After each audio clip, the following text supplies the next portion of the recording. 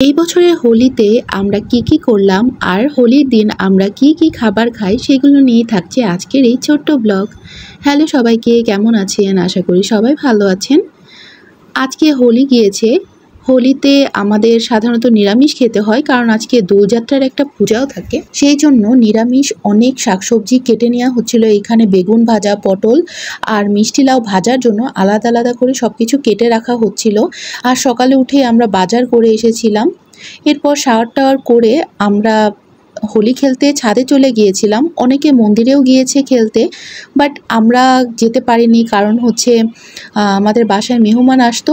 আর হোলিতে আসলে ইন্ডিয়ান মানুষরা অনেক মজা করে, আমাদের বাংলাদেশিরাও অনেক মজা করে, কিন্তু আমাদের ওইভাবে বেশি বাহিরে যাওয়া হয় না বলে তেমন মজা করা হয় না। কিন্তু যাই হোক, যতটুকুই রং খেলেছি, সবাই মিলে একসাথে রং খেললে অনেক মজা লাগে। রান্না করা শুরু করে দিলাম।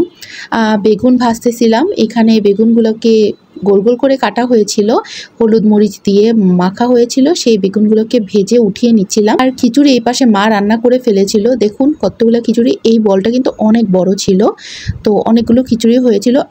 আর খিচুড়ির সাথে কিন্তু বেগুন ভাজা এবং পটল ভাজা, মিষ্টি লাউ ভাজা, এগুলো অনেক ভালো লাগে খেতে। খিচুড়ির সাথে এইরকম ভাজাগুলো খেতে মজা লাগে অনেক। পায়েস রান্না করা হচ্ছিল, আর আমি অনেকগুলো লুচি বানিয়ে নিয়েছিলাম, কারণ পায়েস, লুচি এগুলো সব কিছুই দিতে হয়। নিরামিষ খাবারের মধ্যে একটু এই টাইপের খাবার থাকলেই ভালো লাগে। আর তারপরে যে সব ভেজিটেবল কাটা হচ্ছিল না, সেখান থেকে ভেজিটেবলও রান্না করা হলো। আর আমাদেরকে পাশের বাসার থেকে এই খাবারটা দিয়ে গিয়েছিল, যেটার মধ্যে ছিল খিচুড়ি, পায়েস, লুচি আর তরমুজ, এইসব ছিল। তারাও পূজা দিয়েছিল তাই। আর ছাদে যে আমি ছবিগুলো তুলেছিলাম, সেই ছবিগুলো আমি অ্যাড করে দিলাম। দেখুন সুন্দর হয়েছে না ছবিগুলো? হোলি আমাদের হিন্দুদের অনেক বড় একটা ফেস্টিভ্যাল। এই ফেস্টিভ্যালে সবাই দেখা যায় অনেক কালার খেলে। মন্দিরে যে বা বাসায়, যাদের বাসায় অনেক আত্মীয় স্বজন থাকে বা একসাথে অনেক মানুষ থাকে, ফ্রেন্ডস অ্যান্ড ফ্যামিলি, তারা সবাই একসাথে মিলে হোলি খেলে। আমাদের বাসায় তেমন কেউ ছিল না, তাই আমরা এত সুন্দর করে হোলি খেলতে পারিনি, বাট যতটুকু খেলেছি তাও ভালো ছিল।